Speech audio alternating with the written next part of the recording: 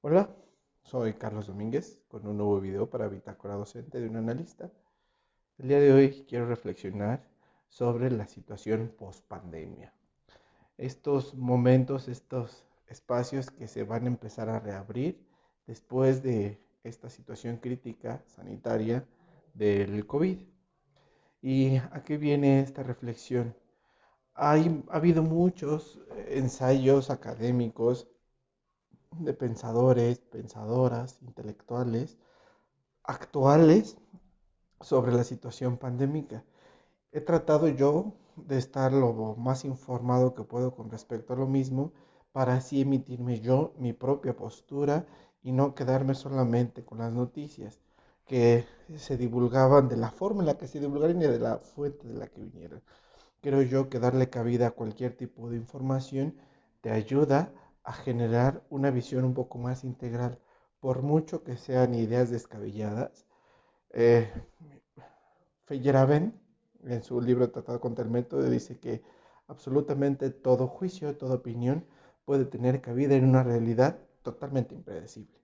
Entonces creo yo que también escuchar o leer las fake news puede ayudarnos un poquito a esto de ver ópticamente, panópticamente, la mayor cantidad de espacio posible con respecto a una problemática.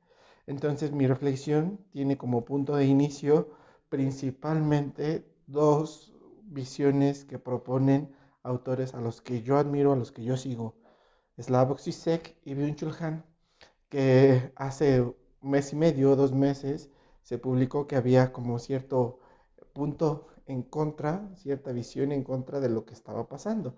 Por su parte, Byung-Chul Han decía que esto de la pandemia, el COVID, era una herida al capitalismo tipo Kill Bill, es decir, una herida profunda que lo iba a mantener agonizando al capitalismo. Para lo que dijo Byung-Chul Han, que no, que el capitalismo no iba a morir y que íbamos a regresar a una normalidad desgraciadamente igual a la que estaba antes. ¿Sí? Esas dos visiones que se contraponen en estos dos pensadores que yo admiro bastante, yo me di a la tarea de tratar de profundizar más en este ensayo crítico que hace Byung-Chul Han sobre la pandemia. Dice, la emergencia sanitaria, el, el nuevo mañana, una visión hacia un nuevo mañana.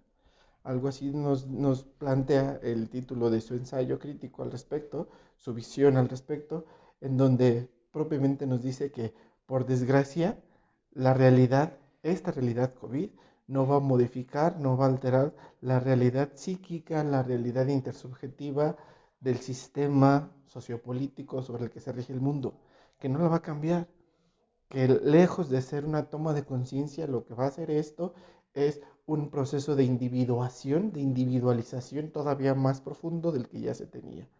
¿Sí? Con el distanciamiento, con el rechazo al contacto, con el que todos, absolutamente todos, lejos del aprendizaje que se tiene que tomar de esta pandemia, de que nos unamos, que nos hagamos responsables todos de todos, lo que va a hacer es desunirnos más, porque cualquier persona con un tapabocas, con un estornudo, con un episodio de tos, con un dolor de cabeza, con la temperatura alta, aunque se vea algún pequeñito síntoma, ya es agresivamente algo que yo no puedo tolerar, que yo no voy a soportar. Incluso si se cree o no se cree que la pandemia está. Entonces, uno de los riesgos, creo yo, más graves al respecto de este momento sanitario es que no se puede estar exento del problema. Por mucho que la gente diga yo no creo, de todos modos, están paranoicos ante la tos de alguien más, ante el estornudo de alguien más, ante el ver a alguien con cubrebocas y con cierto malestar que se perciba. ¿No?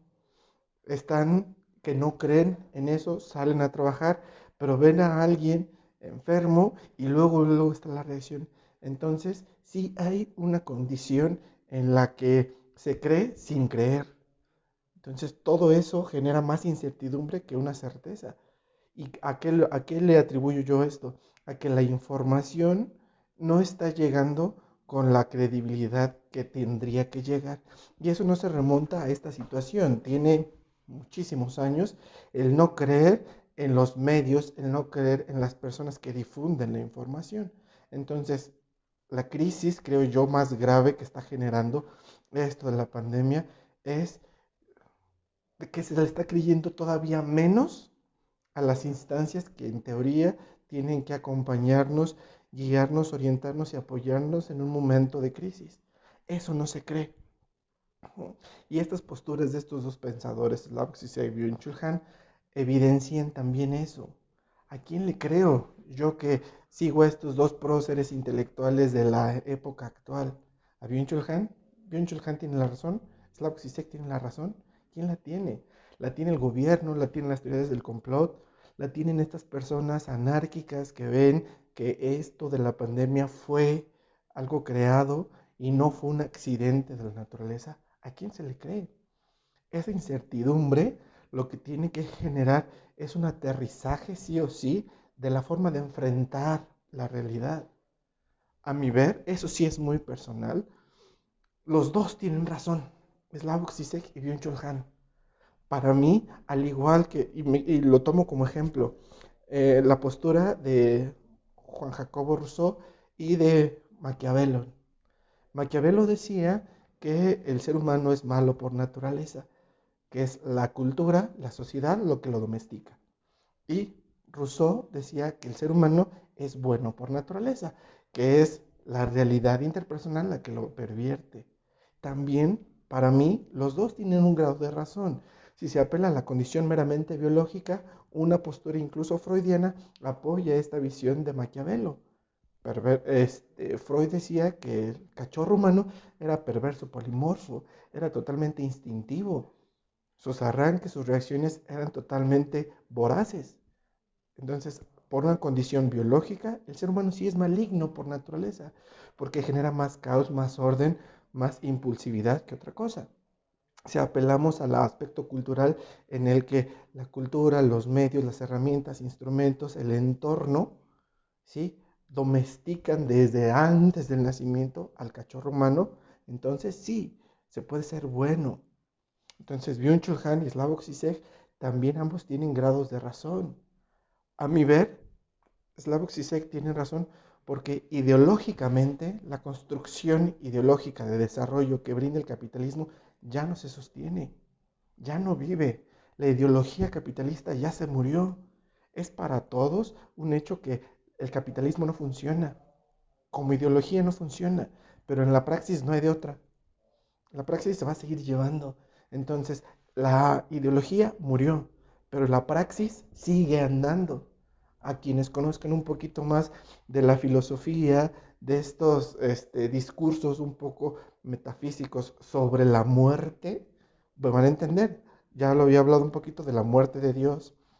Ya decía Nietzsche que no había hecho solo representaciones. Foucault con que el ser humano había muerto, el sujeto había muerto, solo había lenguaje, ¿sí?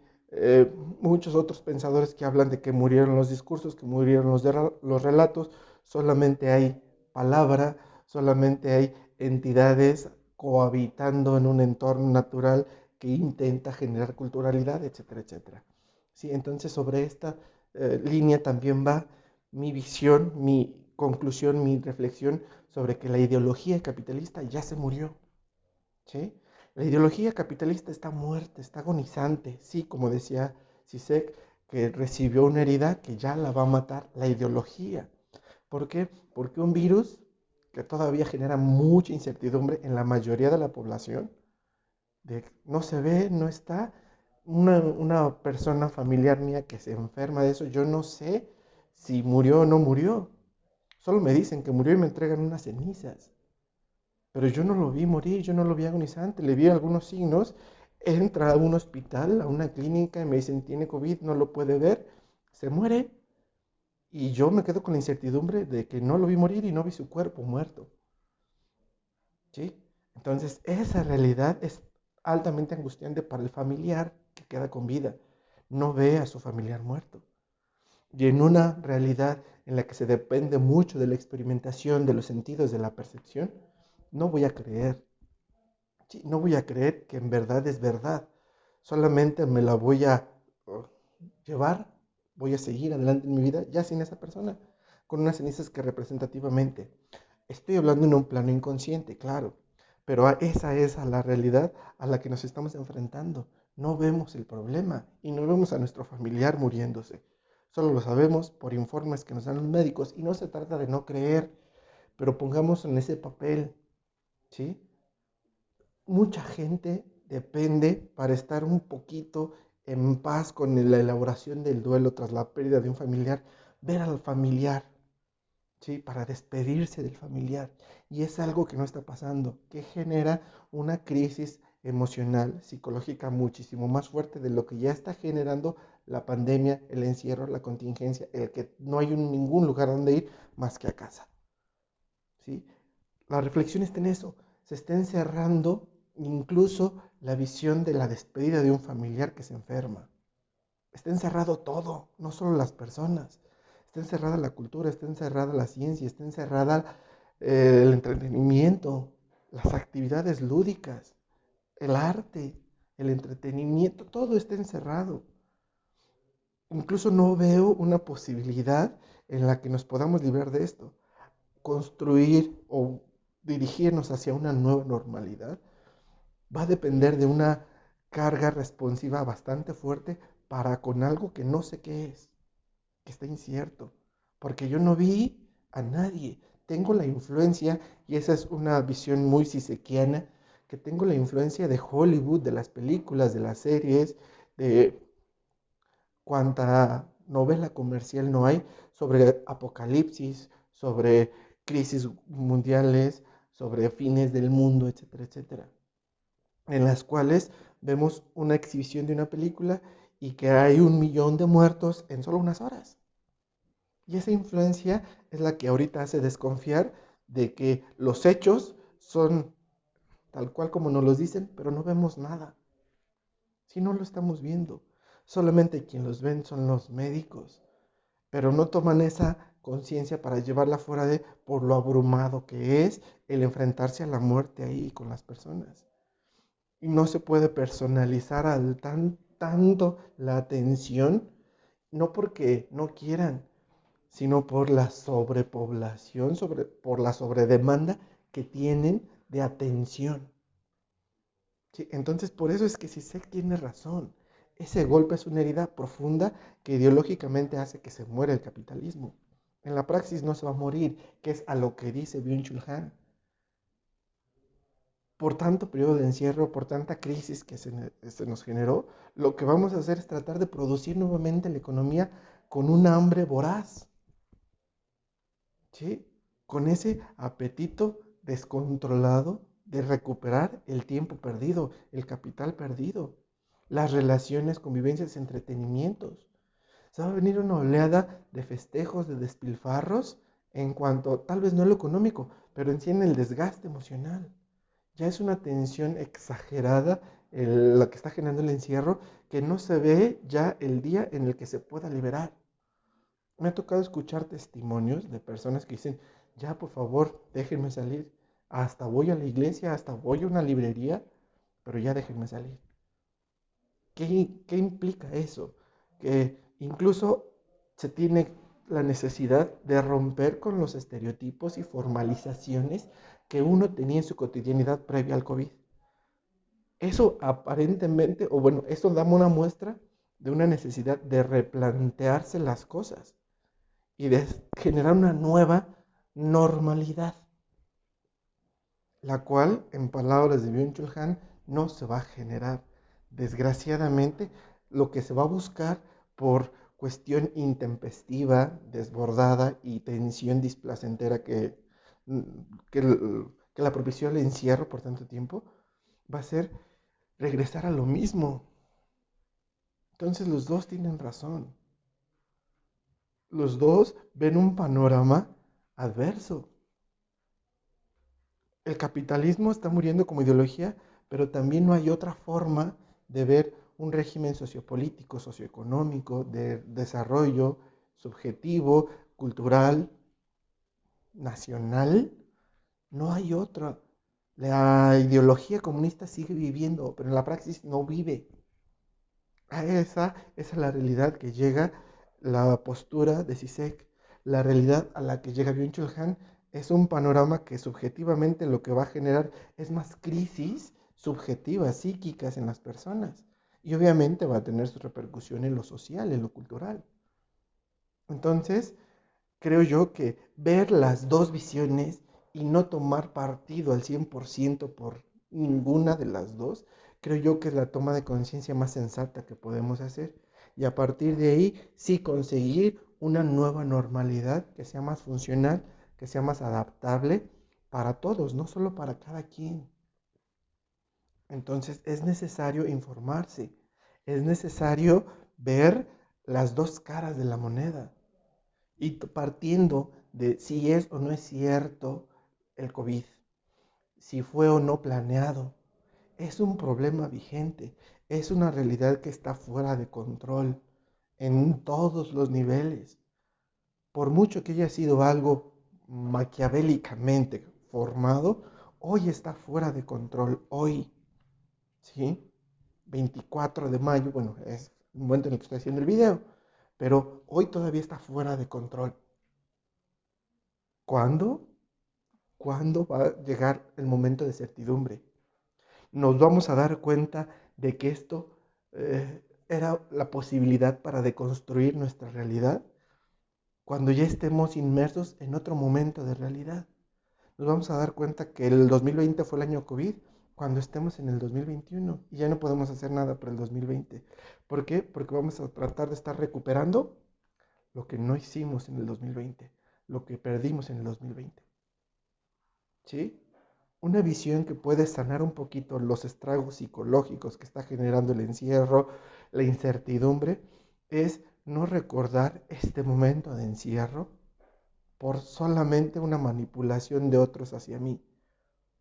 Mi invitación sería a que tomemos la mayor cantidad de información posible, tampoco paranoicamente, y que la analicemos, la reflexionemos y hagamos un ejercicio de toma de conciencia para con lo que está pasando. Me gusta mucho esta visión de tanto de Zizek como de Byung-Chul Han con respecto a, porque nos dan un panorama muy centrado de a qué nos vamos a enfrentar. Y quiero concluir el día de hoy con esta oportunidad de tomar conciencia y de que aperturemos nuestro criterio para darle cabida a dos opiniones que se contraponen entre sí. Una de las frases máximas que a mí en lo personal me ha ayudado a mantener cierto control, cierta estabilidad emocional, es precisamente una frase, reflexión de Slavoj Zizek. Decía que la situación está lo suficientemente seria como para entrar en pánico. Por consiguiente, también como para tomarla a la ligera. Entonces, no te dejes ir desbordadamente solo por una línea de noticias, ni por la línea escéptica de esas noticias. Toma las dos, enriquécete tú de un criterio, argumenta tú una opinión, una toma de decisión y llévala a cabo. Y que esa sea tu tendencia a construir una nueva normalidad. ¿Sí? Muchas gracias.